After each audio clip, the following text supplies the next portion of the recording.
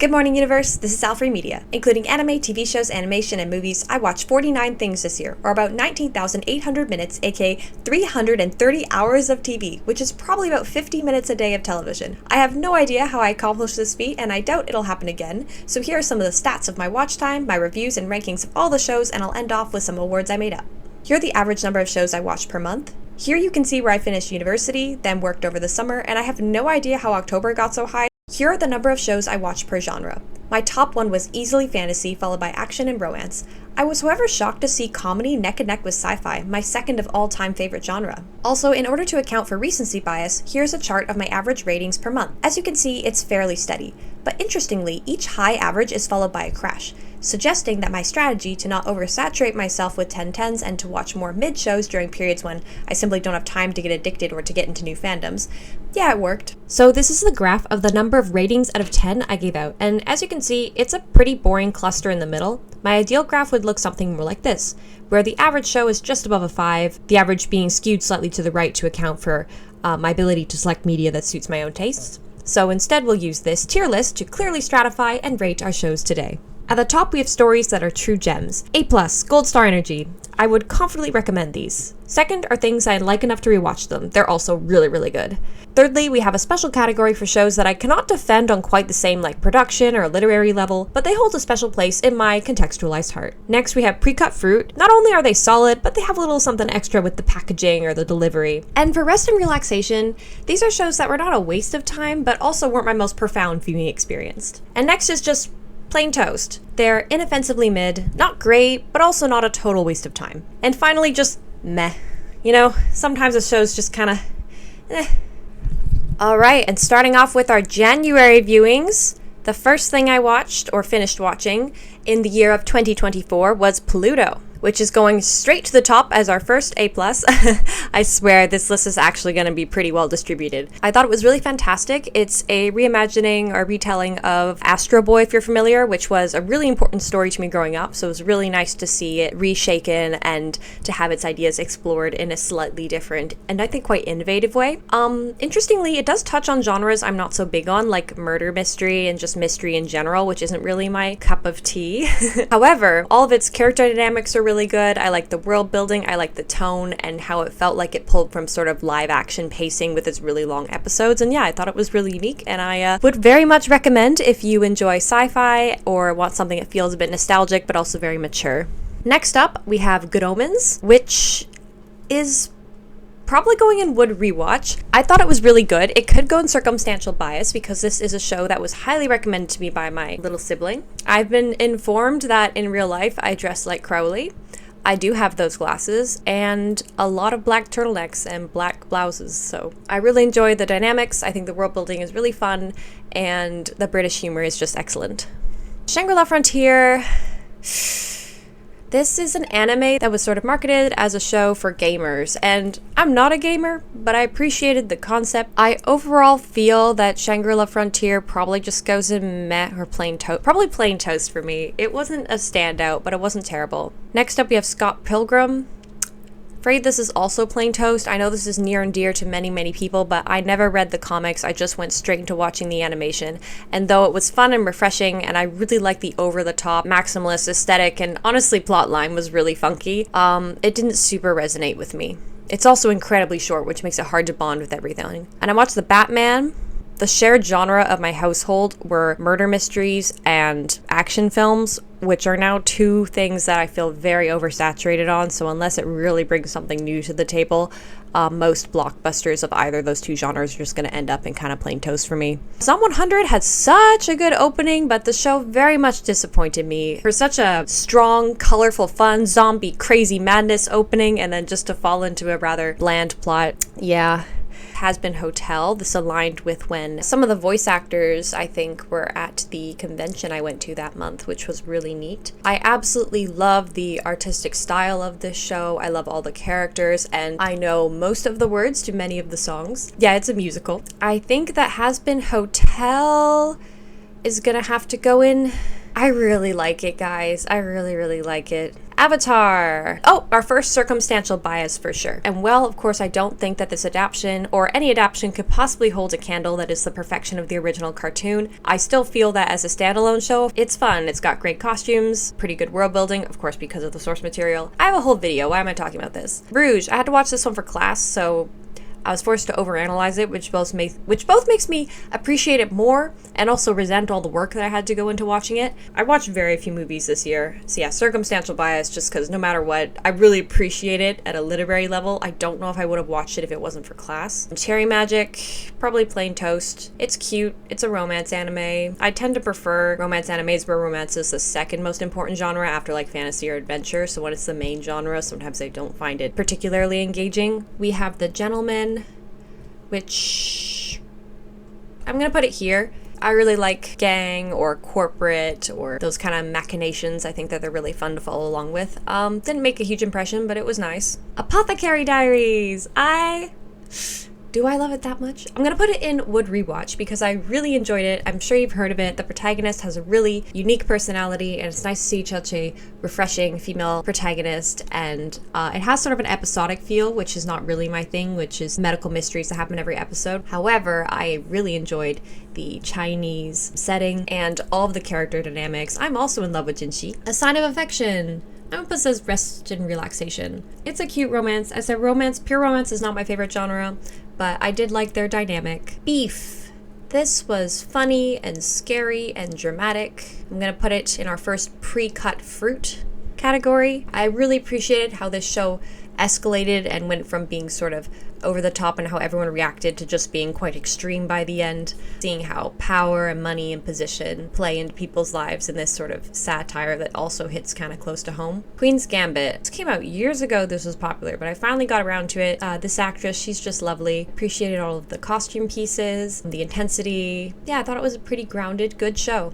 Heartbreak High Season 2. This is gonna go in circumstantial bias because I adore this show for its costuming and over-the-topness and how it captures, I think, a lot of portions of the online part of Gen Z and maybe even a bit of alpha culture now. However, the plot was not anything I could defend in a court of law in terms of its quality. Paradox Live. I super loved the character designs and I like some of the music from this franchise. I've never played the game, but I thought, okay, I'll watch the show, then I'll be more familiar with the singers. There was just a ton of characters, and while I love the way it looked, the sort of cyberpunky aesthetic is probably my all-time favorite, and I think some of the personalities were really, really great. Cramming all that into one show with what I feel the background setting of the world, although it sounds really cool in like a few phrases of a lore book, watching it on screen didn't transfer or translate super well to me, so I'm afraid it's going in meh. So much potential.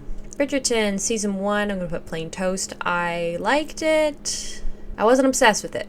That Time I Got Reincarnated, there's a lot of Plain Toast. That Time I Got Reincarnated as a Slime is another isekai anime. It is about what it says it's about. I really appreciate its sort of ground up approach where you start off with our character in a really small village and slowly build up in terms of like population and technology and all these things. And I think it's a pretty nice way to ease yourself into the genre. Yeah, nice comfort anime so far. I'm sure it gets more exciting later on. I've only seen up until episode 24. Uchigiri. This might have been my biggest meh of the year because the director who made this produced some shows I'm very fond of, like Skate and Banana Fish, which would both be, Skate would be like a would rewatch and Banana Fish would be an A+. However, this was just disappointing from every angle except for character design, to be honest. It had so much stuff that I found either problematic, uncomfortable, or just disappointing from a gender studies perspective, especially the way it handled female characters. Bridgerton Season 2 was better! I really liked this one. I think it got better in Season 2. The costumes, again, absolutely incredible. I have a whole video dedicated to Season 3, which is my most favorite of the 3 so far. The 8 Show.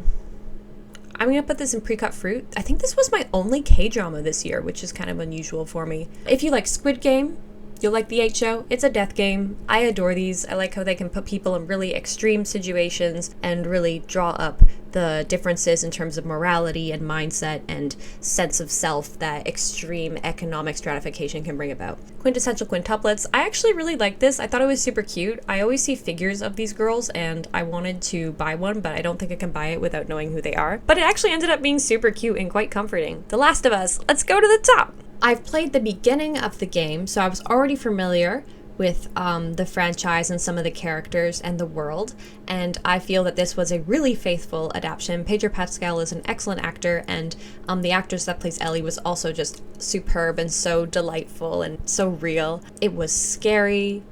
It was heartfelt, extremely well produced. Everything looked appropriately apocalyptic. Very high praise from me. Bridgerton Season 3. I really enjoyed this one. I might not be as strong as Season 2 from a narrative standpoint, but I liked it. I watched the latest season of Demon Slayer, and I think it's the last one. Now they're just gonna make movies. I love Demon Slayer. It's just such a classic fun shonen, and I really like the Hashira. Mashle Season 2. Now, I loved Season 1. It's one of probably my top, I don't know where it ranks, but it's up there in terms of my favorite anime. I didn't feel Season 2 was quite as strong, but it still made me laugh. It still showed more of the characters that I adore so much. It's like a Harry Potter spoof, but the protagonist's gimmick is he has no magic and solves every problem with his muscles. Upon recommendation from a friend, I watched Outlander. I really like it. It's going here. As a period piece, I thought this show was really well done. Shogun, let's go to the top! I am sure that lots of people have heard about this show. I was very, very impressed. I think the costumes were beautiful. I think the cinematography was especially gorgeous, and I really, really appreciated the way that it discussed different senses of morality and duty and how you don't really know what a character's true goals or intention are. I'm currently listening to the audiobook, and the narrator sounds just like the actor for John Blackthorne, and I'm enjoying it so thoroughly. I watched Windbreaker. This is between Plain Toast and Meh. Delinquent anime are very up my alley. I think that high school setting can be a very interesting musicosm to represent larger social issues. But I think this show kind of missed the mark. But if it has another season, I'll probably watch it, which is not true for these two shows. Invincible. This is gonna go under circumstantial bias because season 1 was absolutely incredible, and I felt season 2 was good, but it has not stuck with me in the same way. And our final viewing for August was Amphibia. So some of these I've divided up by season. Amphibia, I watched all 3 seasons at the same time, so they feel more like a unit to me. Some of the people in my life absolutely adore this show, so I was definitely influenced by that excitement. While seasons 1 and 2 were good, I felt that and probably would just go in like rest and relaxation or Plain Toast for me. Season 3, I felt really stepped it up a notch, and I really love when you have a really large cast of characters that can all come together and you see interesting dynamics. Yeah, so season 3 was really up my alley, so I'm gonna put it up here. The Night is Short, Girl Walk On. I'm gonna put it into Pre-Cut Fruit. It's really weird seeing it next to these. I think it's a worthwhile anime because of the unique animation style. It has sort of a bumbly storyline that just goes along and feels very free. It made me laugh quite a few times. I think there's a lot to appreciate about this anime. Dragon Prince Season 6, I'm gonna put here. I'm a big Dragon Prince fan, and while the beginning of the season was good, by the end it just felt like they were really wandering off into random adventures. And I was finding it hard to like some of the main characters because they're just not overcoming their character flaws that they've acknowledged in previous seasons already. Western adaptation of Three Body Problem, which I'm gonna put in here because I thought it was quite good. I was quite taken with it. Now that I'm halfway through the second novel, I see what it could have been. I'm gonna put it there. Neon Genesis Evangelion. Wow, yeah, I just watched that for the first time. I've been an anime fan for a while, so I figured, yeah, you guys were scared I was gonna leave it down here, right?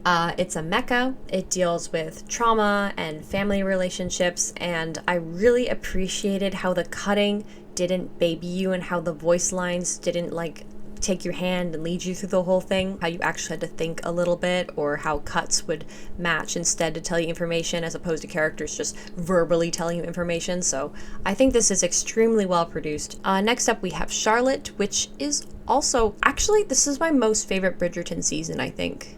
I really enjoy how the protagonist has a very unique personality, a very strong personality. She stands up for herself, and the chemistry between the younger actress of Queen Charlotte and the older actress of her in the future, they feel so similar to each other, and they really did a good job capturing each other's mannerisms. And of course, the costumes were gorgeous. Not historically accurate in the least, but I am not an authority on Regency fashion, so I don't care. I was just watching it like, wow, pretty, sparkly, nice colors, lace. Ooh. We have Heartstopper Season 3. This is going in circumstantial bias because this is a show that a lot of my friends and my sister both love very, very dearly, so I watched it. I'm not familiar with the comics, but I watched it knowing that it's quite beloved and quite cute. Though I think it could have handled its heavier topics since it does deal with such as eating disorders and transphobia. I think with a bit more, it could have dealt with those with a bit more gravity. I'm also not from a position to speak to those issues. Strength the show has is I feel the characters actually dress to match the aesthetic, and the show is designed in its sets and color work and costumes to appeal to a Gen Z audience and our aesthetic sensibilities, which I think is pretty impressive. And also in October, I watched The Wild Robot, which is not here. Maybe I don't want to put The Wild Robot because everyone seems absolutely obsessed with that film, and I was not so impressed. I was impressed with the animation, but plot-wise and message-wise, I'll leave it to your imagination, but I was not as pleased. Fallout, to the top, let's go! Again, just video game adaptations are suddenly hitting so hard. I didn't think anything could top Last of Us, but I adored this. The style, again, I'm not super familiar with this game, so I didn't know much about the way it kind of blended a 1950s, 60s, I'm not sure, with sci-fi style. Was so fun. I like the protagonist's uppity attitude and the way they show the cultural differences between the people that live underground and the people on the surface. I thought the antagonist, the ghoul, was so cool. I enjoyed every scene he was in so thoroughly, and I look forward to more seasons, please. The Fall of the House of Usher. Where does it go? I'm gonna put it in R&R. It was a good show. I'm not really into horror, so I didn't enjoy it from that aspect. I heard it's based off poems from Edgar Allan Poe, and I got some of the references, but I'm not too familiar, so I thought that's a pretty cool concept. However, I wish they hadn't taken the super magical, supernatural route. I feel that the show would have been more to my personal tastes, and I think it would have been a very easy change to make if the murders that happened throughout the show were the result of the characters' own corruption and misdeeds coming back to bite them. Often the characters are getting hurt anyways because of the wrong, bad things they do, but instead they said, oh no, a ghost did it, but I'm like, they did it to themselves anyways, so it doesn't really make a difference. JoJo's Bizarre Adventure Part 2, Battle Tendency.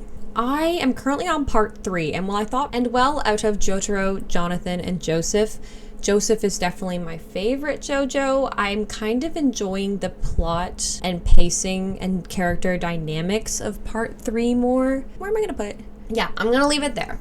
And because Part 3 would be up here.